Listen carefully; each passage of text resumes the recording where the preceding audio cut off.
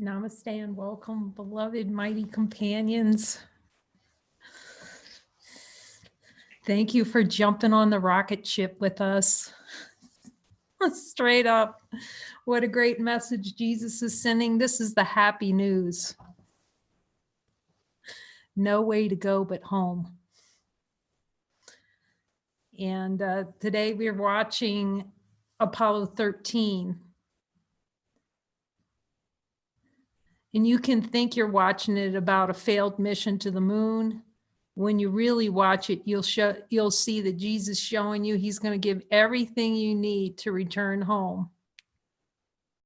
To give up the idea of going to the moon. That's the play of consciousness, another achievement. One small step for man, one grande step for mankind. No steps at all, infinite.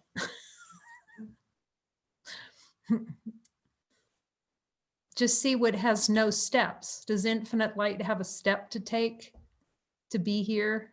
Infinite light of divine being, no steps. It's the step-free zone. And he's just, what a great message that we're right on the runway. He's going to give us very specific instructions, and it's going to come through our mighties. Here are the instructions. And follow specifically. If he says 5 amps, 5 amps. That's the whole message that I just keep hearing this whole movie. Follow those messages specific. It's so great to watch movies with him. And today we're watching without an eye. No eye.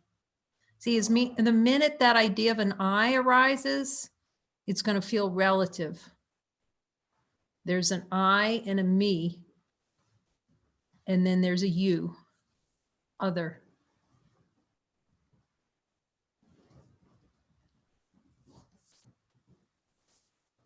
And the play of consciousness to repel, like oil and water. I'm going to repel my brother like oil and water so that we can stay separate. Oh, that's interesting. So he's showing me how consciousness separates like oil and water. So it can experience a little shuttle ride out into space. Woohoo. And play. You could just see it. Just watch the addiction. Just notice, am I really relishing this? Like if we look underneath the moment of, oh no, oh no, they have no oxygen. Oh no, they might have too much carbon dioxide. Oh no, just watch the oh no and then go, Jesus, do I have a relish for each oh no? It's really an oh yes to the ego. That's something it's created, miscreation and form, and then, okay, then I'm going to play with it. We play ping pong with ideas and thoughts and objects. Oh no, I'm going to die. We have to save them from dying. It's like, can you see how that's false salvation? Jesus, are we willing to see that is false salvation? But catch the addiction. As we can see, we watch these movies over and over. It's like, I wonder what's going to happen. I wonder if they're going to get saved. Consciousness is one big nail biter. Just, not that any of it's wrong, but it's the addiction to that rush to substitute for infinite love. That anticipation. Oh, what's going to happen? And then it can experience all the emotions, like Lovell's wife. She's a symbol of experiencing, oh my gosh, I've lost my husband now. See, we'll spend time on that without really knowing what's going to happen. And even then, Jesus is going, nothing's happening. That's all. That is what he's buckling us into the seat belts. Because he knows we like buckling ourselves in for a ride. Now we can see, boy, we're on that runway now, and he's given really specific instructions. Chapter 20, as many of you who are joining are seeing, there's no way to go sideways. Are you noticing that with chapter 20? There's no wiggle room. Jesus, do I have the desire below my level of awareness to have the experience of having heaven ripped for me? There's either a yes or no. It's a happy yes, though. Then it's not hidden in the catacombs.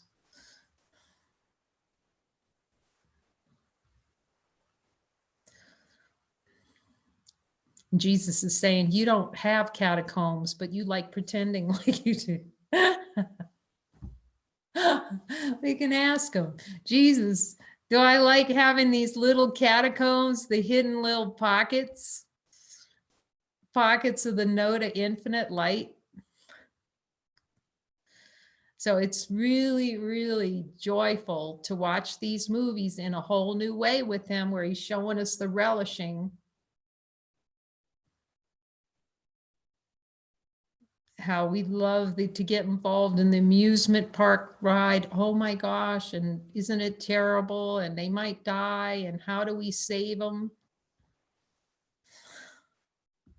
I was asking Jesus, okay to say this, look, even Lazarus' body went, you know, he dropped the body. There's no getting out of here with the body.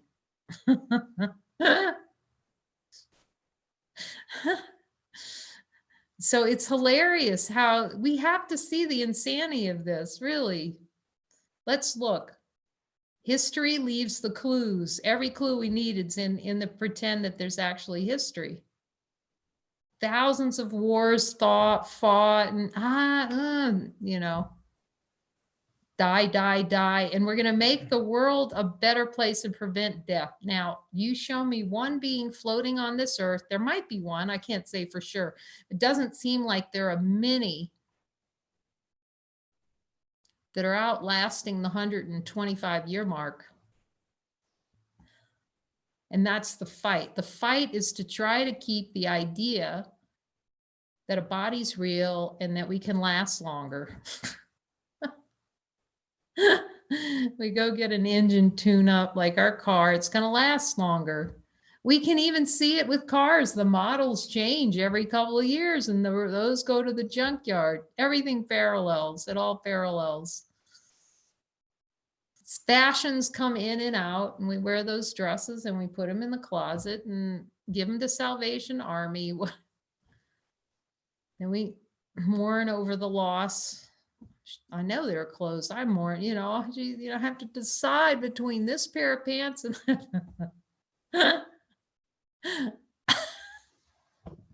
but we're just looking at the patterns. That's all, to see that, try as we might, that favorite little pair of booties that we had when we were a baby, this gorgeous, this adorable, I think when I was in Alaska, I bought them for my nephew. Or sometime, you know, and they're the cutest. So they're like this little moccasins about this big, you know, and the little connector between the two. And there they are. They're just so cute. And then my sister, he grew out of them and gave them to my other sister. And we're going to grow out of it. We grow out of the body. See the signs and symbols.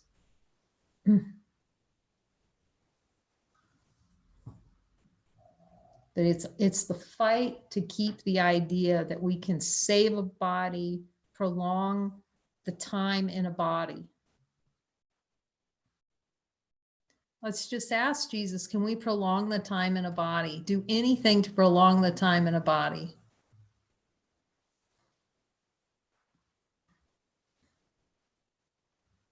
Ego would be upset. What do you mean? What do you mean? I've worked out, I've exercised. No, it's beliefs. It's all driven by beliefs. It's all cause and effect. The idea that something, if I work out, if I eat the right foods, if.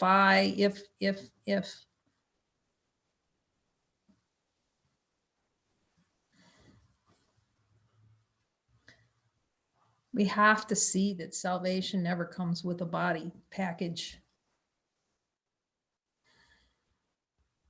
Part of the illusion. But it's obvious. See, it's an obvious part of the delusion. And there's no body that ever outlasts light. It's a ghost. The ghost of Christmas past.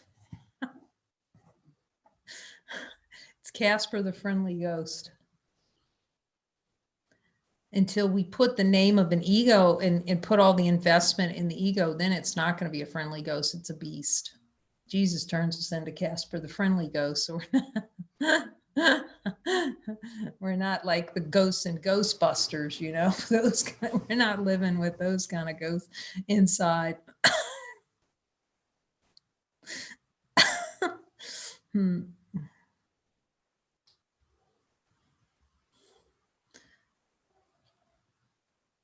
As also in the movie, it's very helpful to see all the trainings. He's given mind training.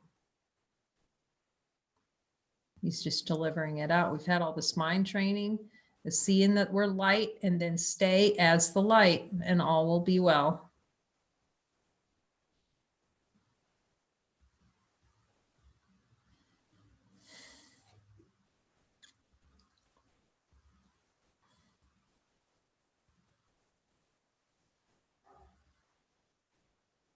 There's no happiness in protecting a body.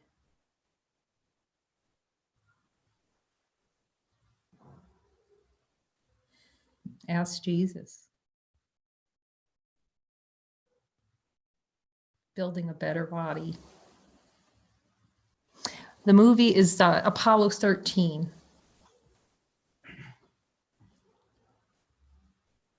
We'll mention it. I'll ask Renee if she'll put up the mention of Apollo 13, or I know One Mighty will put it up there on the messenger group. But just notice, he's really pointing, he keeps pointing me, he goes like this, see the precision? And he talked about that in the text. And it's like, Jesus, why am I looking? He was talking about precision and accuracy with Helen. And they were just having this long conversation. I'm going, Jesus, why are you showing this to me? I must need to see it then.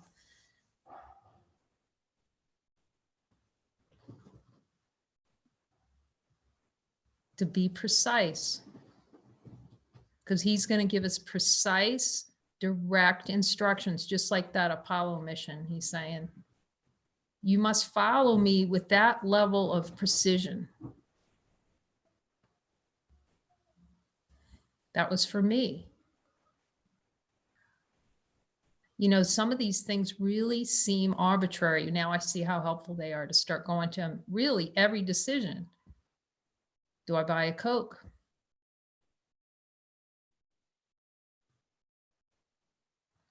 That's really when the trust factor goes and amps up. We're really at that level.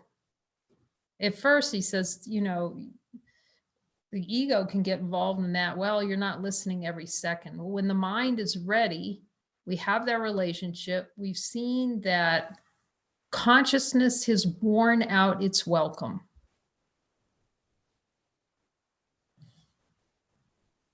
It's overdue for an overhaul.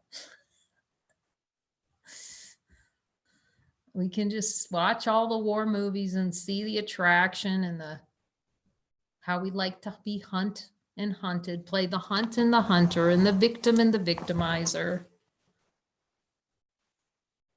And then that kind of, maybe I'll just try this joy angle. Let me just see. Let me see how infinite works. Like not even being a body, knowing what it is, like totally clueless. I know what a body is. I'm going to be clueless about what a body is. And then when you actually look, you realize you are clueless about what a body is. Because a body's not natural whatsoever. Ask Jesus. Jesus,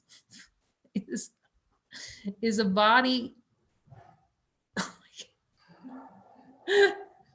They're fine. Is the body actually needed for anything? That's very humbling. We're like doing all these things, protect the body and make sure, everything's carefully coiffed. I don't think I was one of those though, but carefully eyeliner. Do you need a body, Jesus? Do I desire an experience of a body? And do I want a body experience more than God?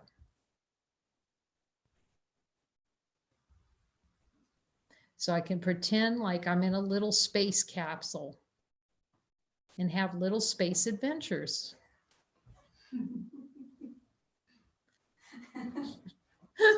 Well, we can all hear them say yes.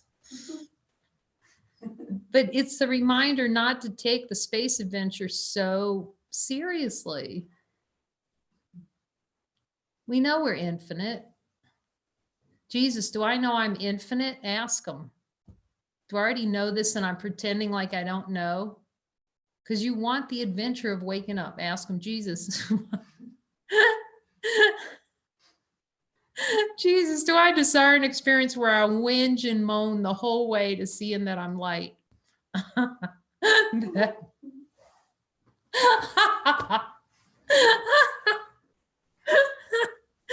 when we start laughing when we hear that. Yes. So I can talk how bad it is and go tell my family how bad it is. You have no idea. I remember thinking that. Just want to tell my family, you have no idea how hard I'm working to wake up.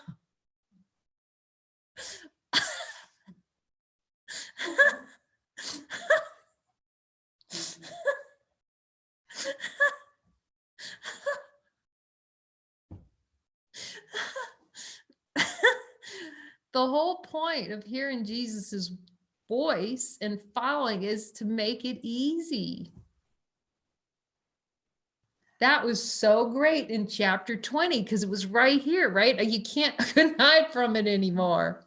I couldn't play the little record of, and he's got them all lined up, right? And after you've gone through about 10 of those, it's just, oh my gosh, I've really desired hell. I need help getting out of here.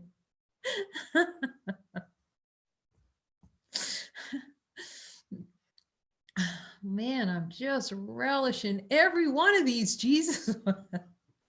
Just stay with the relishing. He says, stay and just let that, as long as it takes with him, let him guide right down to the relish point. You're watching Apollo 13, if it comes up, you just see, I forget what movie I was watching. All of a sudden, I was watching like this, somebody getting shredded somehow. And I could just like, my gosh, it's relished. Because what happens, we go to a movie and we pretend like we don't like it. Oh, that's just horrible. That's happening. But really underneath, it's like consciousness loves that play of shredded bodies. Now they compare movies by the body count. How many beings get blown? That's another hilarious thing too. If you watch this where, okay, here's the hero of the dream. They're driving to try to save someone, meaning, quote unquote, in the play, I'm going to save these two people. But meanwhile, along the way, they're like running over all these people and they're dying. Do you see how is that? If that's not specialness right there, those two bodies are important and just wipe out the rest of them on the way, But nothing happened. Let's look in the light and see in truth, honesty of God, did anything happen? Can anything happen to infinite light?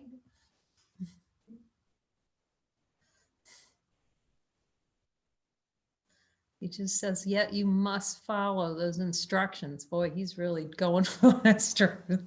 I must need to hear it. Okay, Jesus. I'll be even more attentive.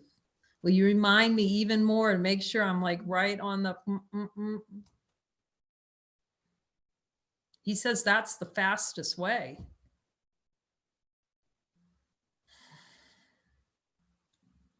And hold the line, because all kinds of things in consciousness, because we love the adventure of fighting ourselves, are going to show up. You'll get a prompt, you know, and you'll be sure of it. You'll start to see it. Just observe people, beings. You start to go on your deep contemplation, and friends that you haven't seen for years are going to start showing up. You're going to suddenly inherit $1 million. You know, it's just going to be because our minds. Ask Jesus right now. Go ahead, ask him. My mind powerful, the mind powerful enough to create that experience so that I take my attention off of you. Take my attention off the salvation ball.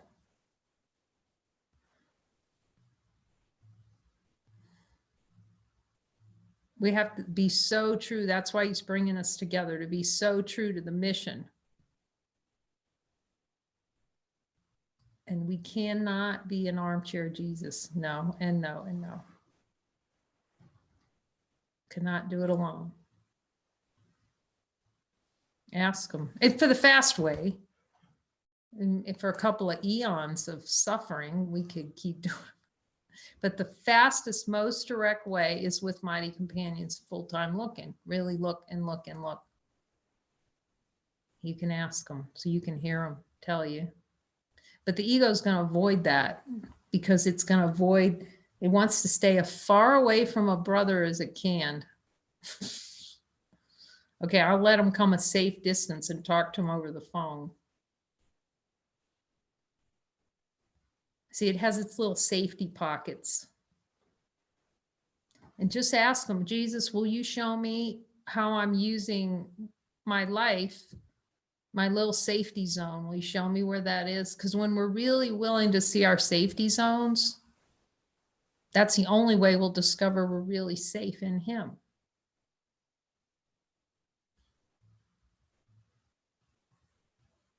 So it's hear the voice, follow the prompts. You cannot do it. No one's doing it, but you cannot. The prompts are to bring into the direct experience that there's no doer. So they have to be followed. Otherwise, you're not following divine expression. It doesn't, you can just keep clearing denials, but the deep, they're going to be hidden down there. It's only to show you that you're not who you think you are, and to uncouple that grip. Oh, I got the grip, holding on to objects in form. That special teacup, piece of furniture. It is really light to realize this is a beautiful place, but seeing that I could just walk out of it if he said, that's peace of mind.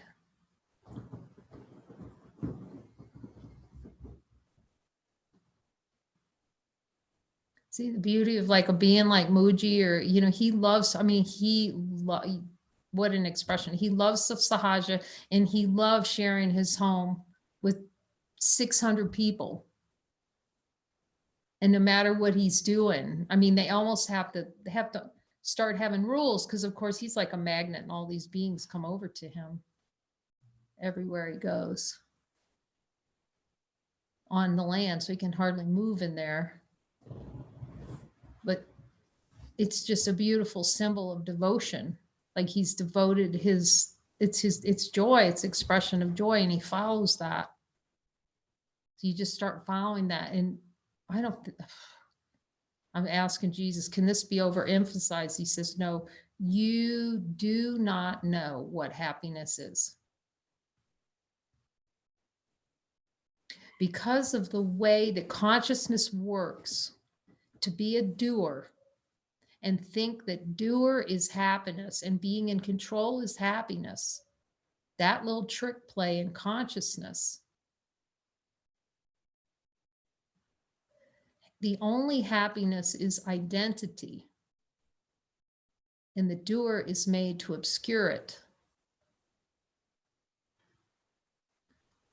So the following brings the mind to the direct experience that there's no doer. Well, the ego is going to go, well, oh, that's really, Jesus is going to make me do something I don't want to do. No, Jesus is here to make it a gentle ride. Very, very gentle. You can ask him, are you here to help me make this gentle? It's fighting him that's where it's not gentle, because we're fighting ourselves and not following. It gets bad when you don't follow. But you have to, the purification to appreciate that's needed at first, because we're so like not wanting to follow him and not want to even hear what he has to say. And you have to step. And they had that. I remember Deanna and Jason had a little conversation on YouTube about they just wanted to step off a cliff a bunch of times. And I thought, that just doesn't sound good. But now you start to see over time that's essential. Because it breaks the idea of the limitation, that we're limited by form. It's saying no to the ego. What their expression was about was this: I'm willing to say no to that I'm limited. I'm willing to say no to that idea. And that's when we get lifted up by the wings of our identity, lifts us up. But until we see that the identity of who we are is what is the winds beneath our wings, we need to have this representative, the Holy Spirit of Jesus, lifting us up.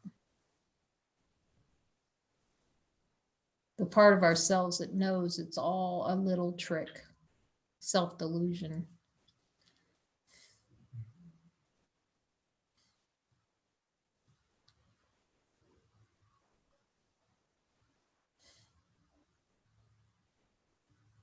You can just talk to Jesus, have a little talk. Jesus, will you tell me the places where I really am not taking the leap? And then he'll send representatives because you've called them. Well, they'll tell you directly, this was the last thing I wanted to do, the last thing. I wanted to do anything other than whatever X was. But they'll tell you that's the greatest, because if you go where your greatest fear is, see, there I am.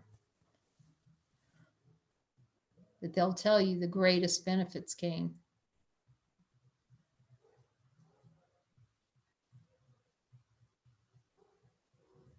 Because following transcends time and space. It's hilarious because the ego is going to complain the whole time in the beginning. It's going to make a little ruckus. So you just have to ignore that. And then it'll just dawn. It's like, wait a minute. Nobody here doing it. And a lot of times it's going to be the things that the I does not want to do, because it has its little fiefdom things that it likes to do, like whatever they are. None of them are wrong. It's little knitting. It's little... None of it is wrong. It can all be used. It's just, it's the stepping out of the conceptual idea of something and being completely open. And you'll hear your brothers talk about it. Like Dyer was saying, I don't know anything about that, but Jesus just tells me to do it. And I hit a button and there it goes.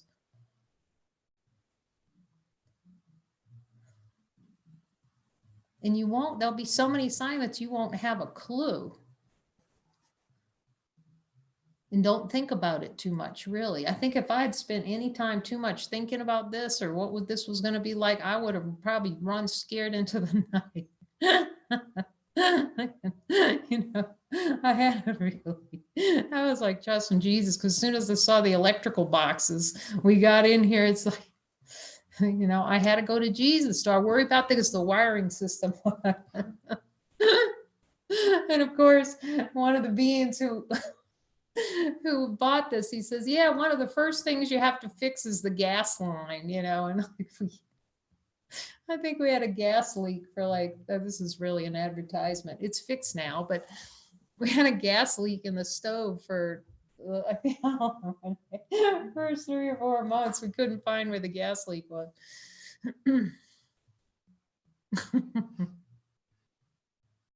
It's been such great light training just to be with Jesus. And then you just give more and more. That's experience here. I just, okay, Jesus, what am I doing?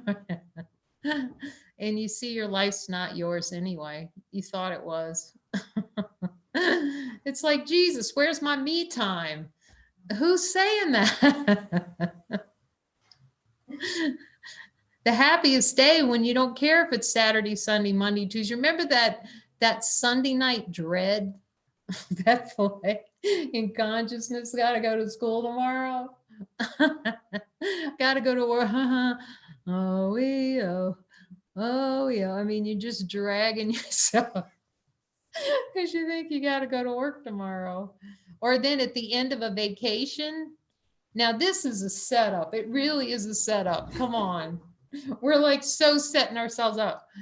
I'm going to plan this vacation, right? And it's going to be, the perfect number of days. I remember that. We're going to go be on the beach, and that's the perfect number of days, 10 days. So that the next year, when you can't go for 10 days, you're going to really suffer. Because you'll compare it to the year before. Anyway, and you go to the beach. Oh, this is wonderful. Oh, I'm so blessed. Oh, then you're looking at your watch. Oh, the time's getting short. It's Or 2 more days, and you just like suffer over the fact that you on the beautiful beach. Like we're not even present when we're on vacation. It doesn't go away just because we go to a nice beach.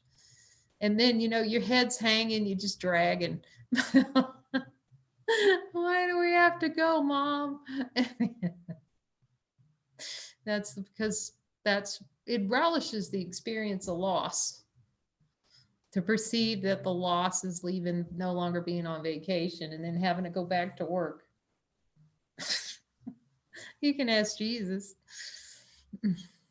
Jesus is telling us that what we have with us doesn't need a vacation.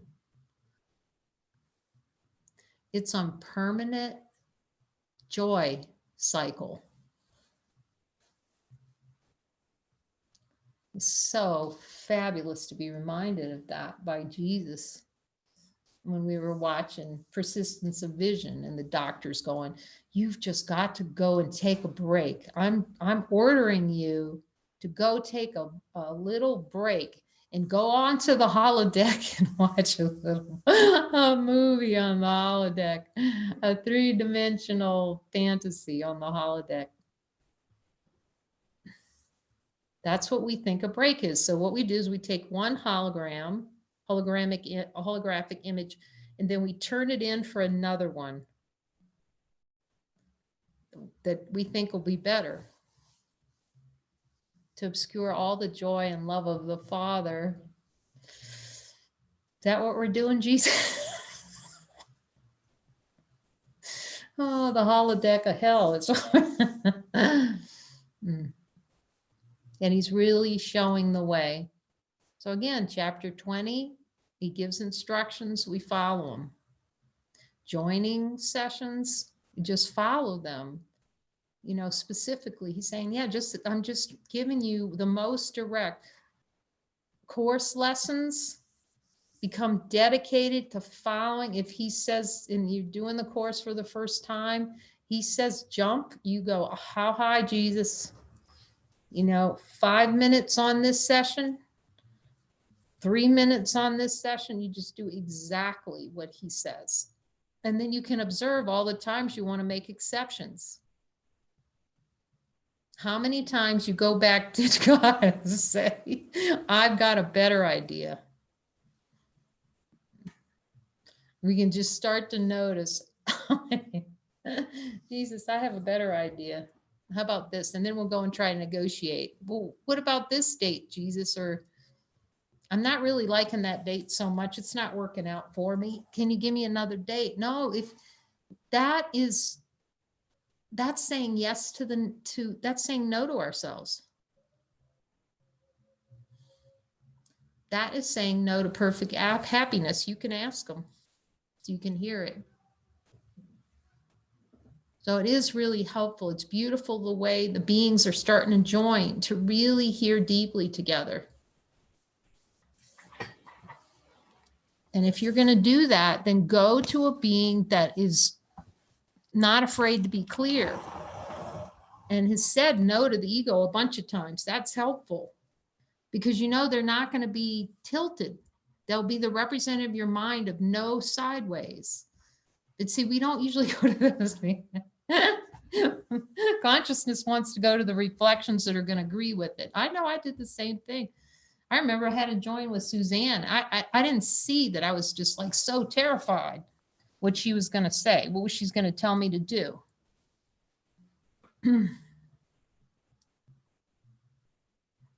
that the whole idea that somebody's going to make me do something I don't want to do. And we cannot transcend that until we just step past it and go, wait a minute. Yeah, he's reminding me when we do that, we're siding with weakness. It's an excuse that the ego uses not to follow the Holy Spirit. It's the excuse that the ego uses to say to God, I have a better plan than you have for my happiness.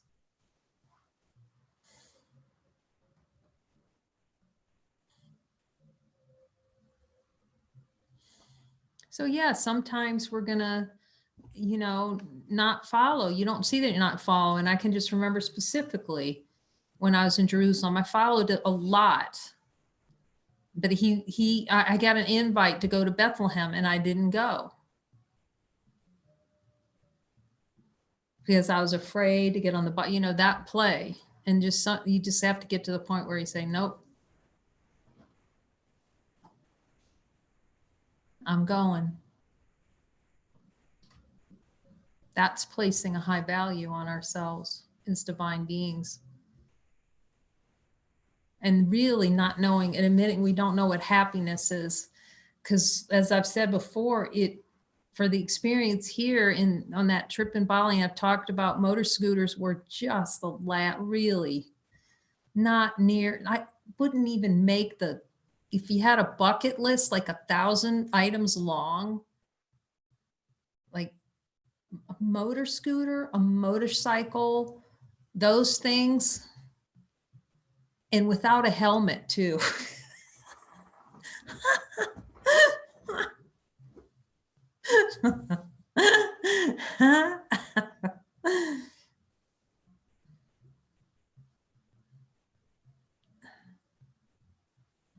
And it took something like that I thought I didn't like to see the truth, to realize, wait a minute, happiness is what I am. Where do you buy that in a store?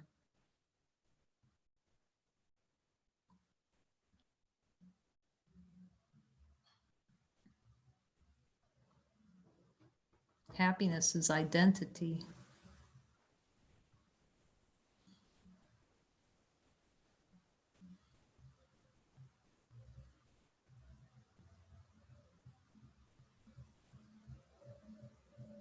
I'm asking them. Now, the ego can get involved and make up its own little things. But if it's in guidance, it is very often the very thing you do not want to do. Because you see, it's the ego pullback. It's the back pedal. Oh, like this. It'll show you the most. I'm asking them because I didn't know anything about motor. It was something I didn't know anything about. I had to learn from scratch. See, the mind couldn't get a hold of it. The idea that Kay character knew anything about that.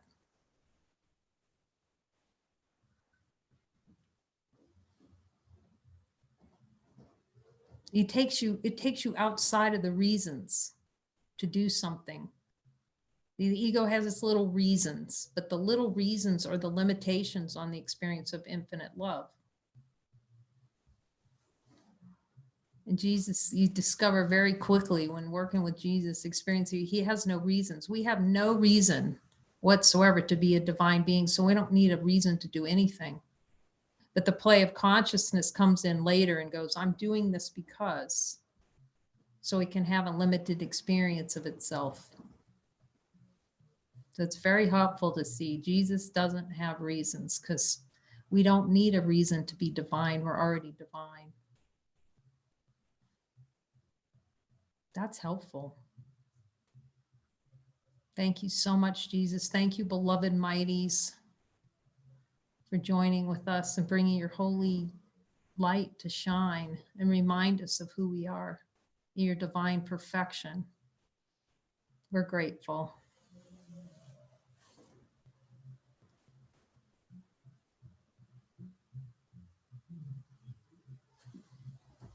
Watch a movie with Jesus and let him tell you the whole story, the real story, the greatest story ever told.